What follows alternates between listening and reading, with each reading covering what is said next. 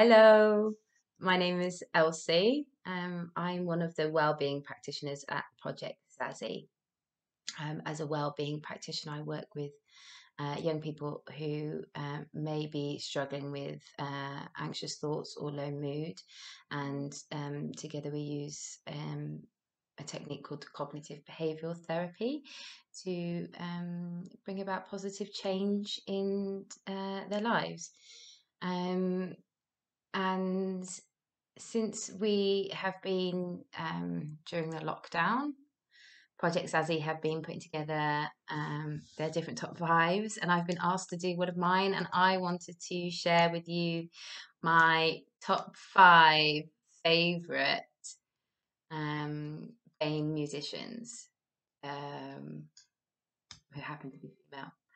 Um, so yeah, I wanted to share them with you guys. I'm quite excited about it because I love music and yeah, and I would really like to hear from you guys as well about any musicians that you rate and that you would want to share. So yeah, I'll start off by talking about Alice Coltrane. So she's number one, and she is absolutely incredible. So she was John Coltrane's wife. So they were both jazz musicians around the same time.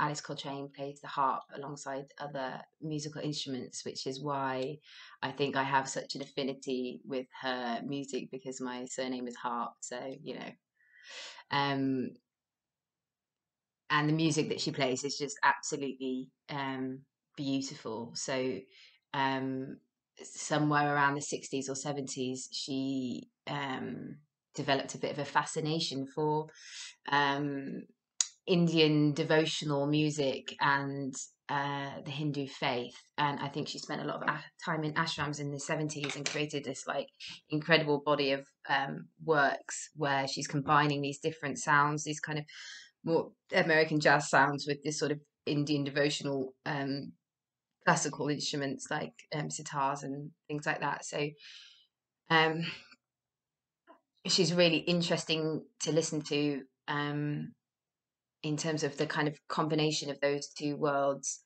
Um, yeah, I mean, she was absolutely amazing. My favorite song by her is a song called "Journey in Sat Chitananda." On one of her albums. I can't remember which, but definitely check it out. It's really beautiful and unusual and just great. So that's Alice.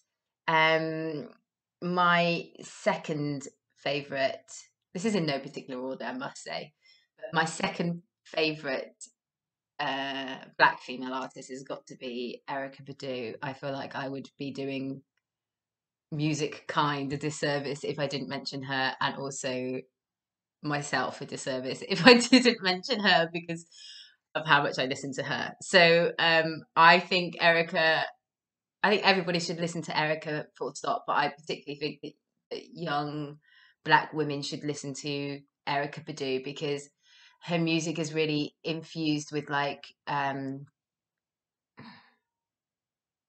really important messages about empowerment, about what it is to be a woman or to be growing into your womanhood, um, what is happening in the world, and sort of trying to stay true to yourself within all of that.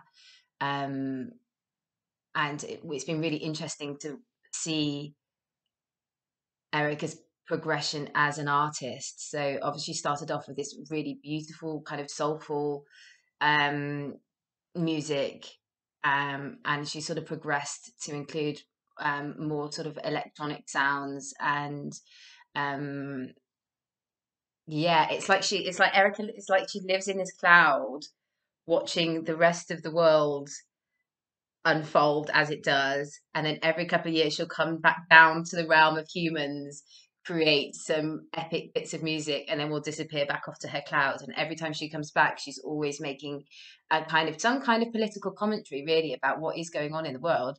And she does it so well.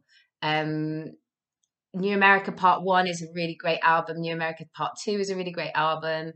I really like the song that she made about the bees called "You Can't Use My Phone," which came out, I don't know, 3 or 4 years ago, something like that, where she was basically making a commentary on how telephone masts, there are too many telephone masts up at the moment, and they're affecting the bees' course of flight between where they're getting their food from and their hives. Um, which is a really important point to make, but she makes it through music, in a really interesting way. And she's a bit like, uh, she feels like a little bit of like a mother energy or a grandmother energy for young black women everywhere to like go back and listen to Auntie Badu, and she's going to give you some of the realness. So she's always great to have on a playlist. Yeah, check out Erykah Badu if you haven't heard any of her music before. Um, the third artist I wanted to talk about was Sampa the Great. I wanted to talk about her because she's from the UK, so ratings for that, and the fact that she's from the UK, or because she's from the UK, she really speaks to her fans in a way that I suppose only people from the UK would necessarily understand, maybe. I don't know. But there's something about her voice being really relevant, I suppose, and being really topical and important at the moment. Um, yeah, she's got some really great things to say, and the beats are fat.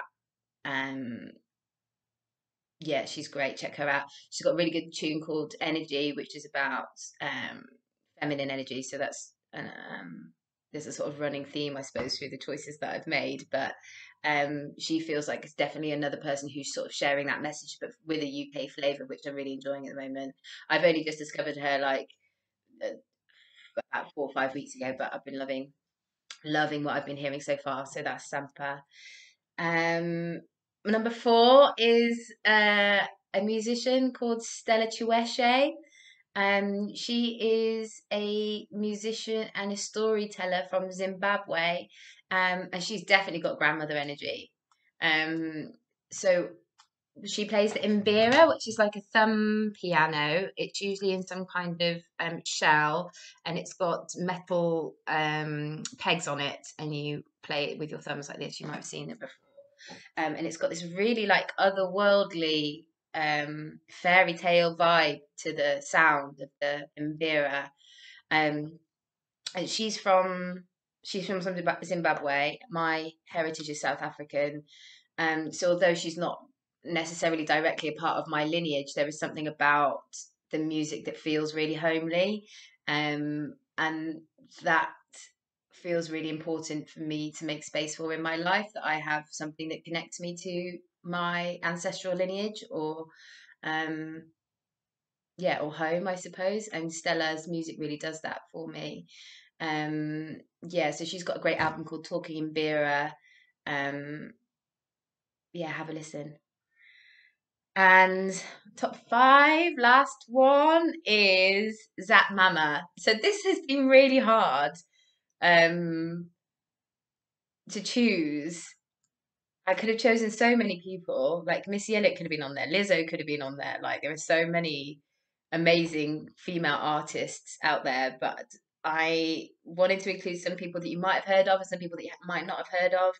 Um, Seeing as we're all in lockdown, we've got lots of time on our hands, so we might as well be like bumping some decent tunes. So I wanted to send some people your way and check out Zap Mama. So Zap Mama isn't one artist; it's a band of three musicians who are from the Congo, but they live in Belgium. So they're bringing a whole load of different flavors to the music that they're making. They're quite an old school band in as much as they were a band that were kind of more active in the 90s than they are now, but they did bring out an album about 2 years ago. Because there's three of them, they do lots of three-part harmonies, which are just absolutely like exquisite to listen to. And they do lots of like polyphonic rhythms, so you're playing more than one rhythm at the same time. Um, that happens a lot in their music. Um, yeah, as on top of the harmonies, it's quite something. Like their album Amazon, which is from the 90s, in that album is a lot of like trip hop sounds. There's a lot of like break beats and electronica in there as well. Um, so they were definitely doing bits in that album. It was amazing. Um, and I would definitely recommend listening to Zap Mama. Um, yeah, I had the privilege to attend one of the sisters' singing workshops. So Marie, who was based in Oxford at the time, was running singing workshops there, and I went to attend one. And she is not only a really wonderful human, but an absolutely incredible singer. Um, so she really made an impression on me when I attended her singing workshop, and then made an effort to kind of go and find her music and really kind of get to know what it is that she is sharing with the world. And the things through Zap Mama are really interesting, actually, I think, because she's having that embodying that cross cultural experience between Africa and between Europe, and that she's making, or them as a trio are making really incredible music. So yeah, I would check them out as well. So I think that's my top five. Yeah, I'd love to hear from you guys about whether you've heard any of those artists before, or if you have any music, or if you know of any artists that you think that I would like. I'd love to hear from you guys about that as well. So yeah, thanks for staying tuned. Peace.